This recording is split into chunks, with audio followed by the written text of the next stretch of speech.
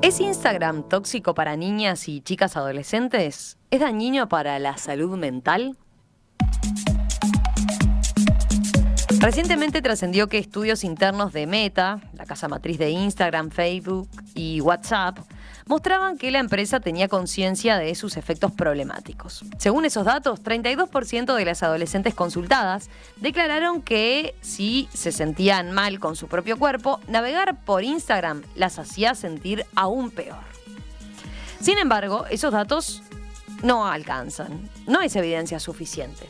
Por eso, académicos de las áreas de psicología, tecnología online y salud, provenientes de Reino Unido, Sudáfrica, Estados Unidos, Israel, Hong Kong, entre otros países, publicaron una carta abierta dirigida a Mark Zuckerberg, el CEO de Meta.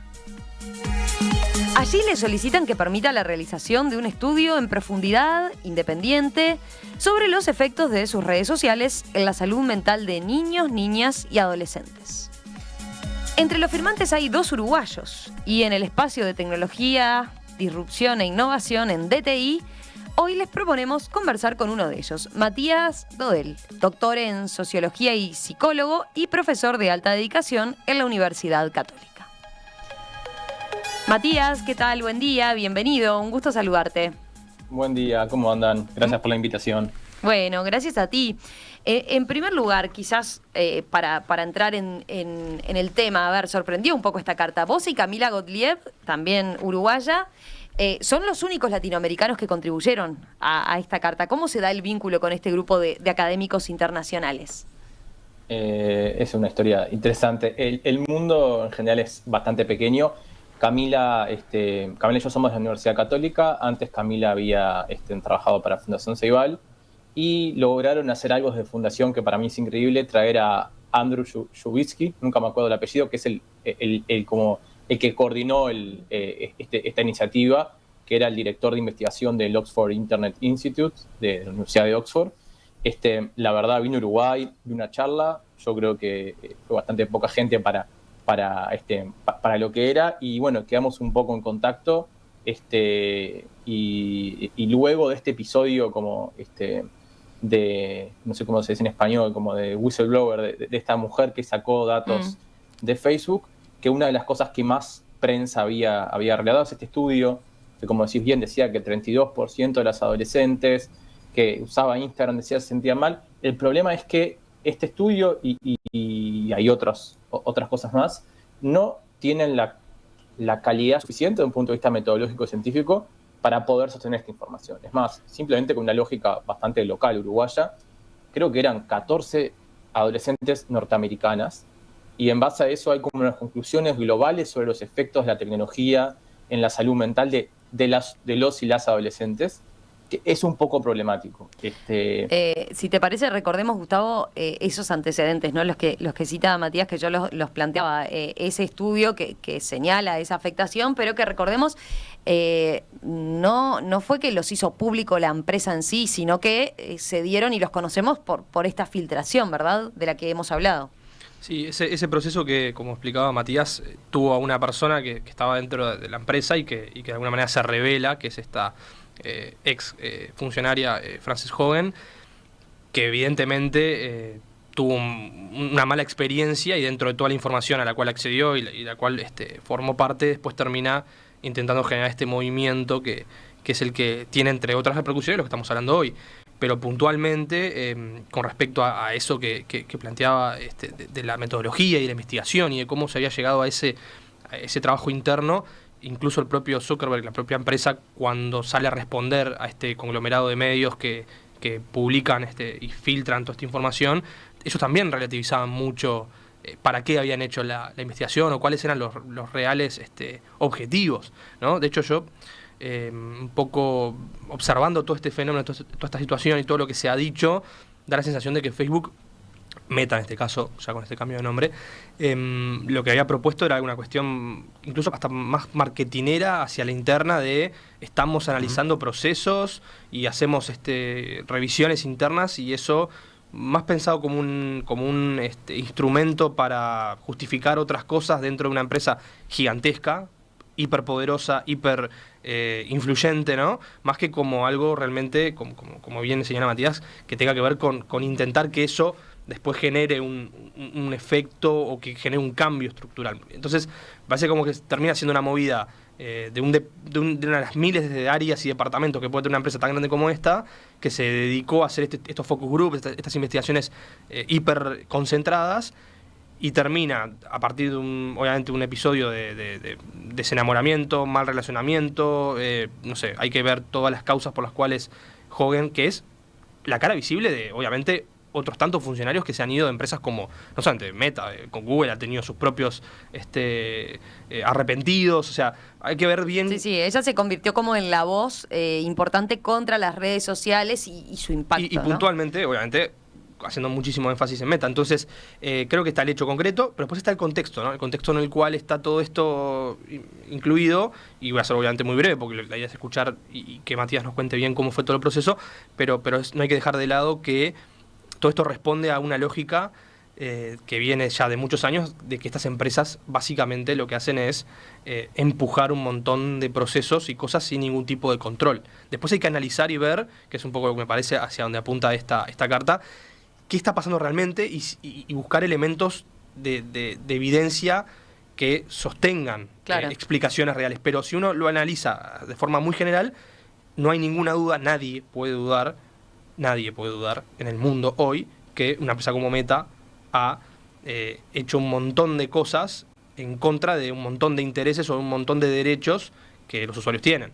Por omisión, por muchos otros motivos que podamos después analizar, pero ya lo hemos hablado mucho, ¿no? O sea, esta cosa de llevar el algoritmo hacia lugares donde, bueno, el control, la privacidad, la ética, ¿no? El tema del diseño ético, las redes sociales carecen en 2021 la gran mayoría de diseños éticos. El caso de TikTok es un caso también muy interesante analizar, o sea, qué están generando, qué están fomentando por el mero hecho de conectar a la gente más y más y más y más tiempo. Entonces ahí creo que es importante que todos tengamos en mente que ese es el fenómeno y este es un episodio que refleja todo esto que venimos hablando de este avance. Matías, a ver, si vamos a lo que sabemos hoy, según estos estudios que se filtraron de Meta, el 32% de las jóvenes, decía yo, siente que Instagram les refuerza las ideas negativas que ya tienen de por sí de sí mismas, ¿no? Y de sus cuerpos. ¿Por qué esa sensación de ellas no puede tomarse como evidencia, digamos, en este caso? A ver, varias cosas. Primero, volviendo al tema de Meta. Hay algo, esta carta no es para defender a Meta, al revés, es para exigirle como mejor calidad en lo que hace y algo que un poco decía Gustavo, un poco de transparencia, no solamente lo que hace, sino en cómo investiga sobre lo que hace. Eso es en primer lugar, que ahora voy a detallar. Sobre el estudio y esto es un problema que no tiene que ver solamente con Meta, sino que tiene que ver quizás con el reporte, con el periodismo científico. Meta hizo algo mal, clarísimo, que es ocultar un estudio que decía que su plataforma hacía algo negativo. Pero hizo algo antes, peor, que es utilizar un estudio de mala calidad para evaluar cuál es el impacto de sus plataformas. Y la carta va sobre todo a eso, que así no se puede. Este es un tema tan relevante, está como la intersección entre salud mental, el efecto de las tecnologías de información y niñez y adolescencia. O sea, los investigadores somos como de diferentes ramos de alguna de esas tres partes. Entonces, acá el problema es, primero que Facebook ocultó algo que investigó. Eso creo que en sí mismo, y ahí la filtración es relevante. Mira, lo tenían esto, lo guardaron. Ahora, el problema antes de eso es que hicieron una investigación de mala calidad. Uno no puede concluir que el 32% de las adolescentes siente tal cosa cuando hace focus group con pocos adolescentes y algo que creo que Camila y yo logramos poner en la carta, estudian solamente a las adolescentes norteamericanas. O sea, la mayoría de los estudios sobre tecnología, salud mental, niñez y adolescencia, hay otros casos que les puedo contar, pero la mayoría se basan en datos de países anglosajones, europeos o de lo que se conoce un poco como el norte global. Entonces, lo primero es, cuando uno recibe estos datos, que capaz que tiene que ver sobre cómo es el estudio y si ese estudio permite sostener la afirmación que sale. Que obviamente capaz que puede estar distorsionada por la filtración, por la propia prensa. Este es un titular que vende y les pega a todos. Y aparte de todo, hay como cierta idea que la tecnología, que hay evidencia que la tecnología hace mal, que causa depresión y que incrementa el número de suicidios. Y un poquitito lo que intenta mostrar esa carta es que primero, hoy en día no podemos decir, o sea, estos académicos intentamos como decir, con la calidad de información que tenemos hoy en día, no se puede sostener esto. Necesitamos mejor información.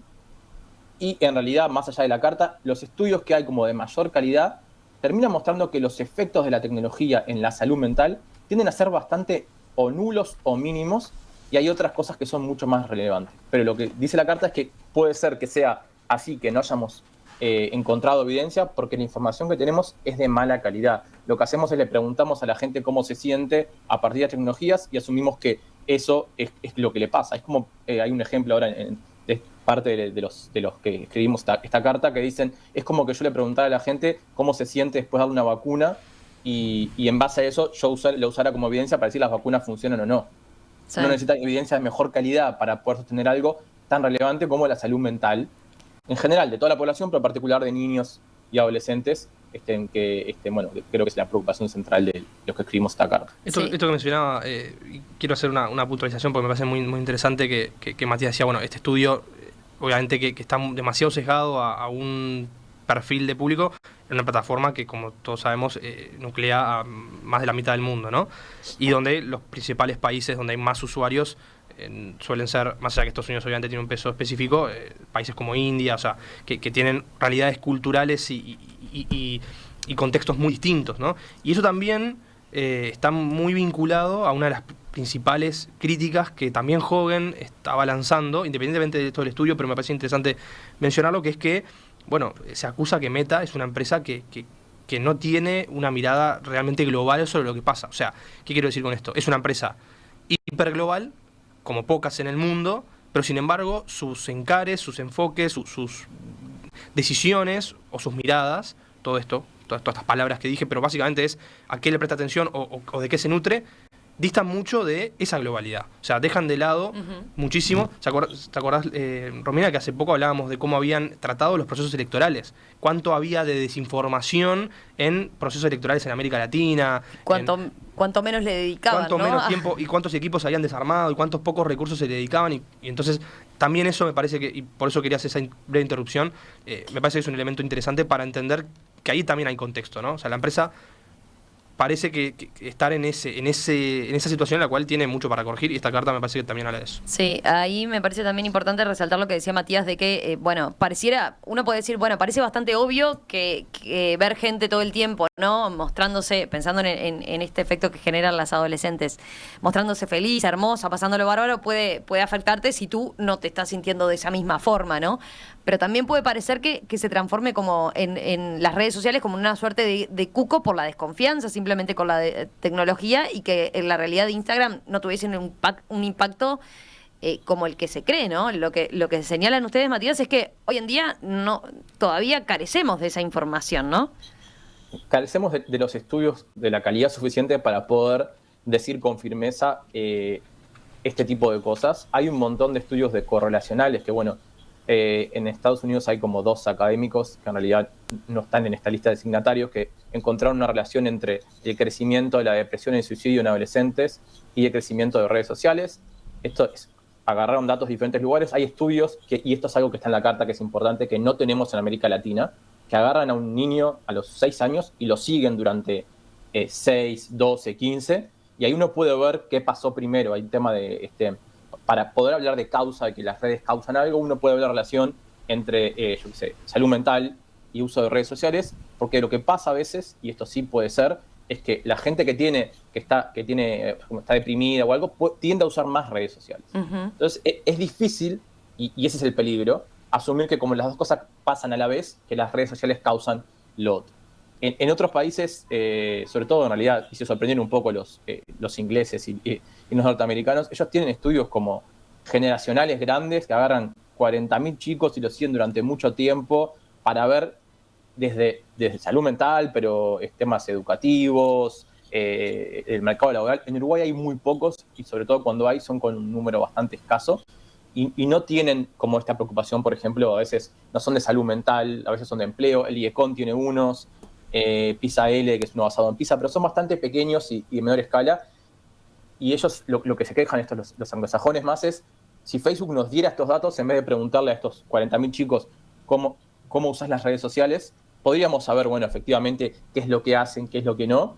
Yo un poco le decía, nosotros no tenemos eso. Si Facebook de verdad está interesado, Facebook o Claro. Twitter o las redes sociales, en generar información de calidad sobre salud mental y tecnologías digitales, capaz que hasta debería ayudarnos en el sur a poder financiar estos estudios grandes, que son los como de mejor calidad, para poder entender de verdad cuál es el impacto de la tecnología en el bienestar. Es que ustedes lo plantean así en la carta. Me pareció muy significativa esta frase que utilizan. Meta, en referencia al nuevo nombre de Facebook, proporciona una pieza clave de un rompecabezas en un área de estudio en el que faltan datos críticos. Será imposible identificar y promover la salud mental en el siglo XXI si no podemos estudiar cómo los jóvenes están interactuando en línea.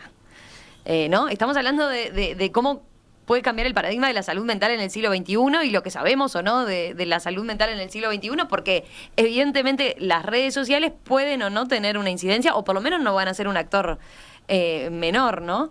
Entonces, Matías, a partir de esto, ¿qué tipo de... Ustedes les hacen varios planteos, digamos, a Facebook. La consulta es, ¿qué es lo que necesitan, digamos? De la carta quedan de manifiesto algunas expresiones. Una es, por ejemplo, esto que señalabas, ¿no? Que Facebook aporte los datos, que brinde la información que tiene de los propios usuarios. A ver, creo que es más que eso. Hay como 5 puntos que son como los bases. Lo primero es que Facebook adopte los estándares de calidad y de transparencia para hacer una investigación científica en salud mental o en temas de adolescencia y niñez. Que hay como, primero que para poder creerle a Facebook con las cosas que hace, estaría bueno que antes de hacer los estudios, acá le llaman que haya como un TRAS independiente, pero en español es como que se hace en ciencia, que uno pueda validar que la metodología de lo que hacen es razonable para testear lo que quieren testear o para hacer el estudio. Y que eso, por más que lo pueda hacer Facebook, que haya como en inglés es TRAS, pero como una comisión que valide que esa metodología y esa forma de trabajo es como razonable. Eso por un lado. La segunda parte es eso, que no tengan una mirada solamente norteamericana o de habla inglesa.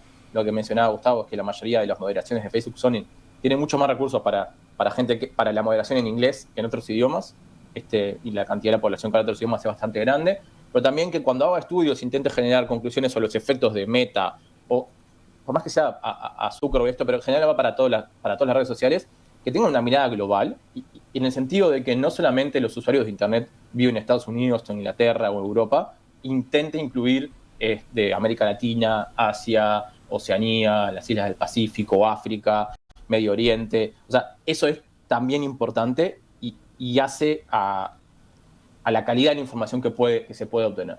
Bueno, esto otra cosa más, y como el último, perdón, no eran 5, eran 3, es que se establezca un cuerpo de como una comisión independiente que pueda evaluar, oversight, que pueda ver y evaluar no solamente si Facebook da los datos, si hace Facebook algún estudio que tenga la calidad suficiente para poder sacar conclusiones. Y acá la idea también de la carta es que esa comisión no sea solamente, como termina siendo, con científicos de 2 o 3 países, y que tenga como cierta representatividad global, por lo menos porque hay algunas, en realidad no sabemos, pero es esperable que haya algunas diferencias culturales de cómo yo sé, los latinos usamos redes sociales versus cómo los más anglosajones en su momento, antes de que se masificaran, había como cierto uso mayor de latinos que en Estados Unidos que de blancos o de negros. Y hay como un montón de cosas para saber. Y quiero hacer como una cosa importante que me olvidé de decir. Esto de los miedos a los efectos de la tecnología no son nuevos. Hay como una historia de esto que viene desde los libros, que de verdad, que cuando aparece una tecnología nueva, que la gente creía que los niños iban a hacerse adictos a los libros, y hay como evidencia, o sea, que en los medios salía que iban a ser adictos a los libros, a las radios, a la televisión, a los videojuegos. Sobre los videojuegos hay bastante, ahora está esto de la OMS que sacó como una categoría de adicción a los videojuegos, y cuando uno va a ver la evidencia, y Andrew y un par de gente más que está acá, de verdad fueron y le preguntaron a la OMS, por favor, mostrame la evidencia que hay de que haya adicción a los videojuegos, porque no la encuentro, yo estudio esto y no la encuentro. Y las respuestas que le dieron fueron bastante complejas. Es más, otro de los signatarios, uno de los colaboradores, pero se arriesgó y sacó una captura de pantalla, una respuesta que le habían mandado, que literalmente está en Twitter y decía, mira, hay muchas presiones de países asiáticos para dar como generar esta clasificación de como adicción a videojuegos. No quiere decir que no hayan problemas y que no hayan como dificultades en el uso de Internet y haya que aprender a regular el uso de Internet y trabajar con ellos. Lo que sí parece ser hasta ahora, con los estudios de la mejor calidad disponibles, es que no se han encontrado grandes efectos de Internet ni en elecciones, esto que afecta a las democracias. Cuando la gente intenta ver, efectivamente, Cambridge Analytica cambió la elección en Estados Unidos, y la mejor evidencia es que si tuvo un efecto fue mínimo y sobre la gente estaba convencida y no sobre gente nueva. Hay un efecto en la salud mental de Internet sobre niños y adolescentes, y bueno, Andrew y Amy Orben tienen un estudio bastante grande y está bastante bueno. Lo que encuentran es que sí, pero es mínimo y afecta mucho más la salud mental. Por ejemplo, usar lentes o cierto tipo de alimentación que esto. Y otros estudios más nuevos muestran que la familia, o sea, el contexto socioeconómico y el contexto familiar tienen muchísimo más, o sea, explica mucho más la salud mental de las personas y también los rasgos de personalidad que esto de Internet. Si lo tiene, es mínimo y no es que es casi ineligable, pero para que de verdad tenga un efecto terrible, no quiere decir que no se pueda, la tecnología no puede estar como interactuando con otras cosas.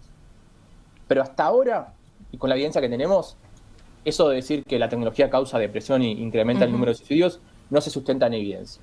Que creemos que hay algunas cuestiones que pueden ser problemáticas, o por ejemplo el tema de la privacidad, el tema de la imagen corporal, sí. Pero cuando yo era chico había en revistas de farándula que el tema de la imagen corporal también estaba ahí y afectaba, obviamente, probablemente la imagen corporal de las personas. ¿Qué cambia? Y bueno, capaz que ahora uno ve gente famosa, pero ve amigos que en Instagram o en Facebook o en Twitter, donde sea, muestran la mejor versión de sí. Quizás lo importante sea alfabetizar en medios y hacer entender que cuando uno se muestra en redes sociales, en general, no es la vida de uno, sino son como extractos que uno cura o elige de cierta manera. Pero para poder de verdad dar como, nunca va a ser concluyente, pero como alguna opinión un poco más basada en evidencia sobre esto, es lo que varios que firmamos esta carta o que colaboramos a escribirla estamos pidiendo.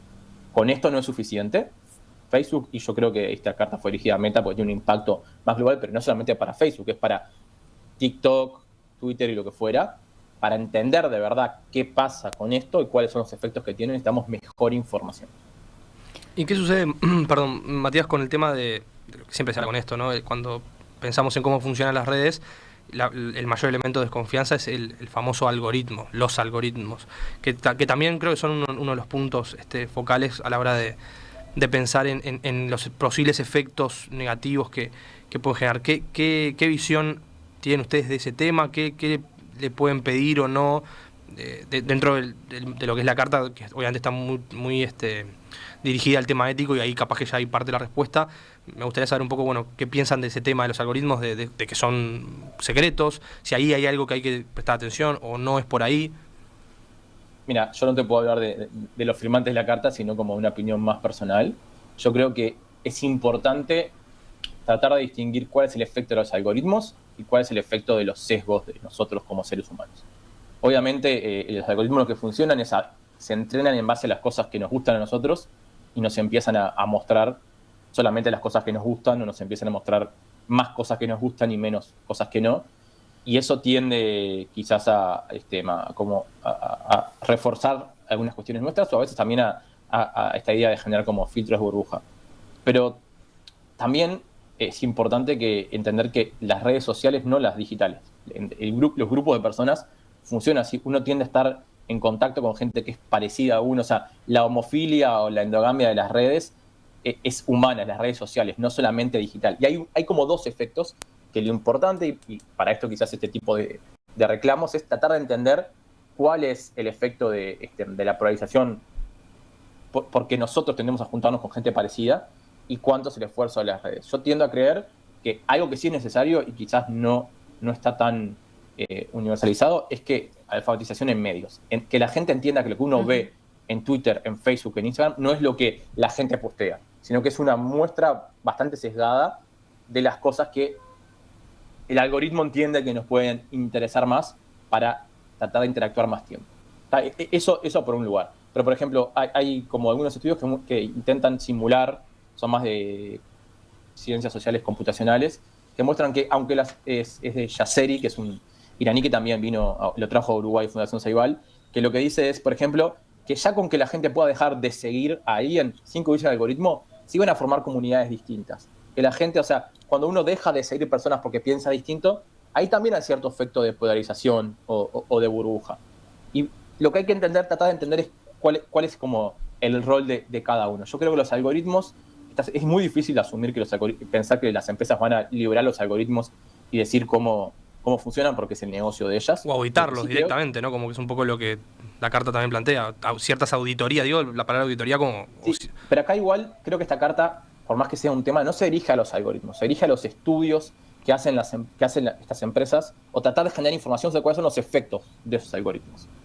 Me parece que es un poco difícil pensar que van a liberar los algoritmos y que nos van a decir cómo funcionan, porque el modelo de negocio es vender publicidad para este tipo de cosas. Lo que sí creo que se puede reclamar, y hay como algunos mismos de la academia, se evita hacer esto, por ejemplo, tratar de, y han generado como algunas mejoras en las plataformas, por ejemplo, no targetear o no generar la suficiente cantidad de información para poder targetear específicamente a poblaciones vulnerables o algo. O sea, las campañas políticas, ahora Facebook tiene como algunos controles que creo que no son suficientes, pero por ejemplo no se puede vender publicidad política a poblaciones como, yo qué sé, particulares. O hay como ciertos controles que igual la pregunta de este colectivo es cuál es el efecto de la publicidad más que cómo hacen para mandar la publicidad. O sea, cuál es el efecto de pasar tanto tiempo en redes sociales, cuál es el efecto sobre las redes sociales en la democracia, en la política.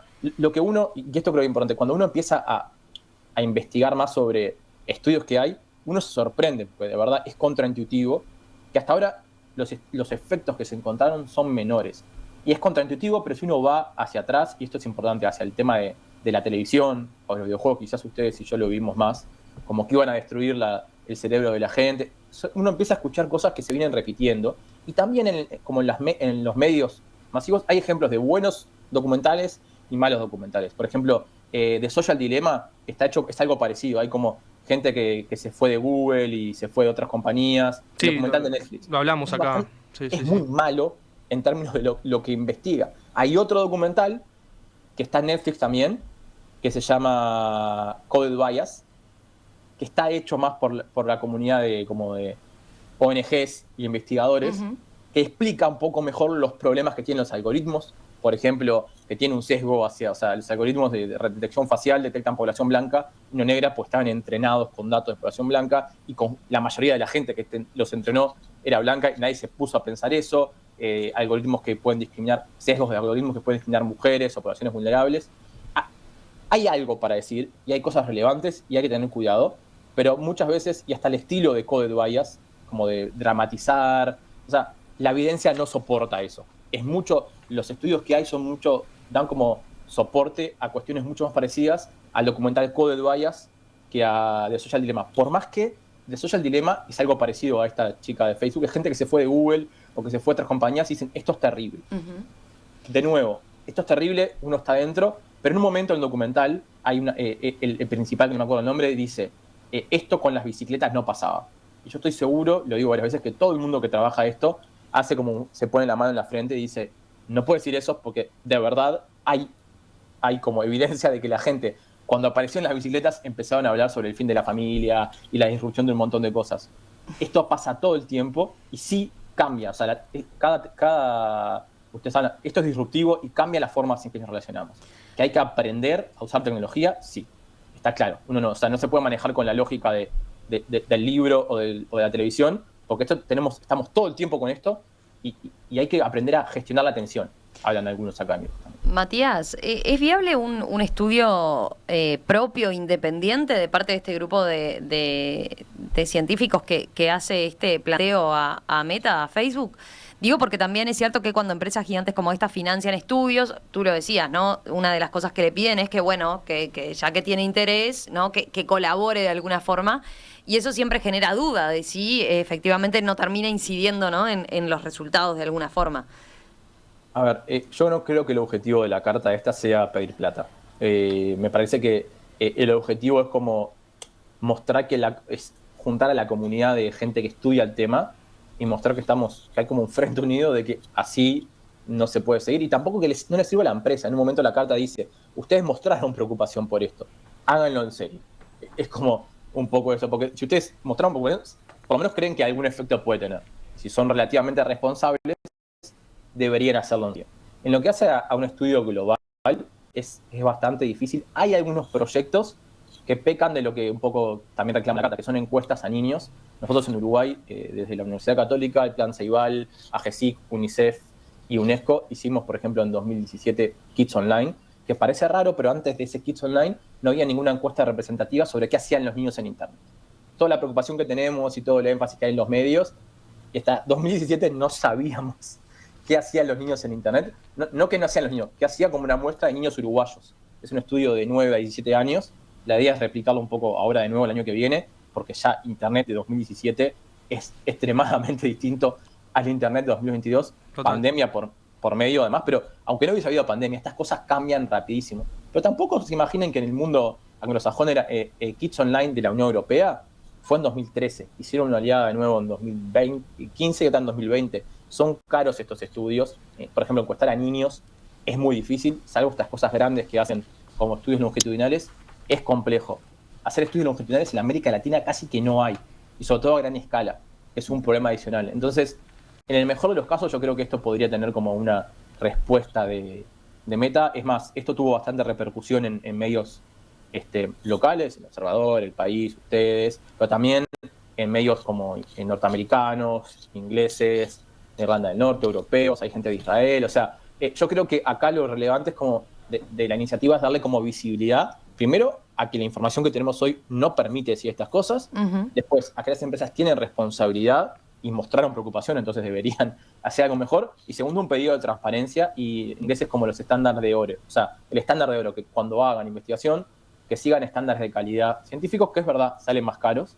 Justo creo que las empresas estas no tienen problemas de financiamiento, pero salen sustancialmente más caros. Una encuesta representativa a niños y adolescentes en Uruguay es muchísimo más caro que agarrar y hacer 14 entrevistas o hacer una encuesta por internet que no sea representativa o otras cosas más. Entonces, creo que más para que pedir plata es un llamado de atención, y la idea que también esta repercusión con ustedes y con los medios es importante para tratar de llegarle a más personas que tienen a veces como miedos, que son parte generados por evidencia y parte generada porque esto es nuevo, no lo entendemos mucho, ¿tá? Pero tratar de ver que, primero, que lo que hay hasta ahora no muestra que esto sea el fin del mundo, pero sí necesitamos más evidencia, necesitamos mejores estudios para poder decir algo. Está por claro ahora, que más allá de la repercusión esta que señalabas en los medios, obviamente, que generó mucho interés, de Zuckerberg no tuvieron respuesta.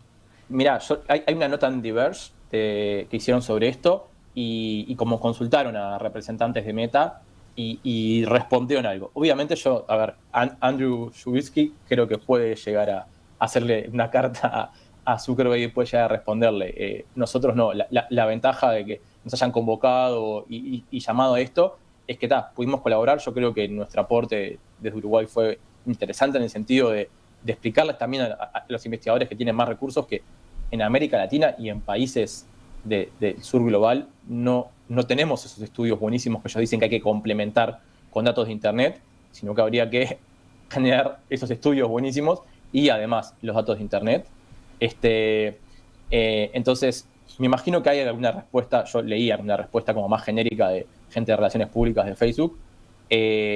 Ojalá se consiga algo. Yo creo que la gente que firma esto, no tanto los que la hicieron, hay gente muy importante, menos nosotros, hay gente como top, pero también en los firmantes, todo, o sea, yo trabajo de esto, pero toda la gente que publica o que escribe e investiga sobre niños y adolescentes está en Sonia Livingston, que está en este proyecto Kids Online, en Helper, están firmados. O sea, es una coalición que quizás cuando uno está fuera de la academia es más difícil de ver, de la gente que globalmente tiene un impacto en el estudio de este tema, están todos acá. Si eso va a lograr convencer a Facebook o alguna otra persona o alguna otra compañía, de que hay que hacer esto, ojalá que sí. Yo creo que no, es imposible asegurarlo, y si después de esto sale algunos fondos para hacer un estudio global y de verdad lograr hacer algo internacional, buenísimo. Hasta ahora yo creo que el mejor estudio de este tipo de cosas que tienen algunas debilidades, porque son basados en encuestas y no en datos, pero Kids Online, que en Uruguay lo estamos haciendo, en América Latina está en Uruguay, Costa Rica, Chile, Brasil, Perú quería hacerlo, Colombia. Hay algo y estamos trabajando, pero sí, tienen debilidades si no tenemos los datos de efectivamente qué hacen en redes sociales los niños y adolescentes. Matías Dodel, doctor en Sociología, psicólogo, profesor de alta dedicación en la Universidad Católica, uno de los firmantes de esta carta. Muchas gracias por estos minutos esta mañana aquí en Perspectiva. Muchísimas gracias por tenerme aquí.